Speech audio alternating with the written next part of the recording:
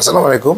দীর্ঘদিন ধরে কণ্ঠ বসে যাওয়া বা ফ্যাঁস ফ্যাঁস শব্দ হওয়া বা কথা আগের মতো না আসা, এটা ভয়ের কারণ কিনা অনেকের মনেই প্রশ্ন জাগে। আমাদের স্বাভাবিক যে কণ্ঠ, সেটা যদি দীর্ঘদিন, বিশেষ করে 15 দিন, 1 মাস এর বেশি যদি স্বাভাবিক অবস্থায় ফিরে না আসে, এটা অবশ্যই একটু দুশ্চিন্তার কারণ অনেক সময় আমরা মনে করি।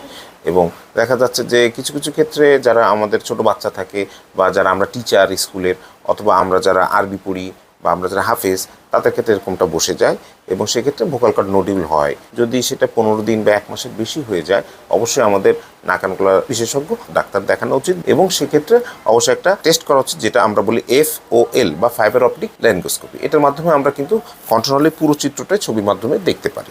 সেটার মাধ্যমে কিন্তু আমাদের রোগটা নির্ণয় করা সম্ভব হয় এবং এটা যদিও সব জায়গায় অ্যাভেলেবল না, তবে এখন অনেক জেলা শহরে এই টেস্টটা আছে। এটা করে ফেললে আপনি কিন্তু একটা ভীতি থেকে মুক্তি পাবেন। মাথায় রাখবেন, যদি আমরা এই ছোট্ট টেস্টটার মাধ্যমে কিন্তু অনেক রোগ প্রাথমিক পর্যায়ে, আমাদের অনেক ছোট টিউমার, অনেক ক্যান্সার আমরা ধরতে পারি, যেটা আমাদের হয়তো অপারেশনের মাধ্যমে এটা সম্ভব। কিন্তু যদি আমরা এই টেস্টটা না করাই এবং মনে করি যে সাধারণ কণ্ঠ বসে যাওয়া, তাহলে কিন্তু আমরা ক্ষতিগ্রস্ত হব। আরেকটা জিনিস মাথায় রাখতে হবে, দীর্ঘমেয়াদী কণ্ঠ বসে যাওয়ার আরেকটা কারণ হচ্ছে আমাদের কিন্তু অ্যাসিডিটি।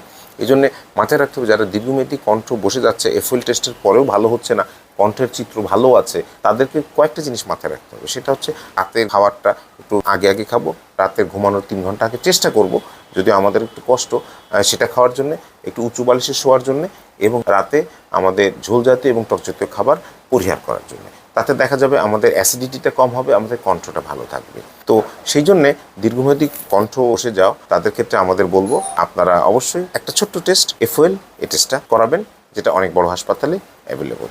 ধন্যবাদ, সবাই ভালো থাকবেন।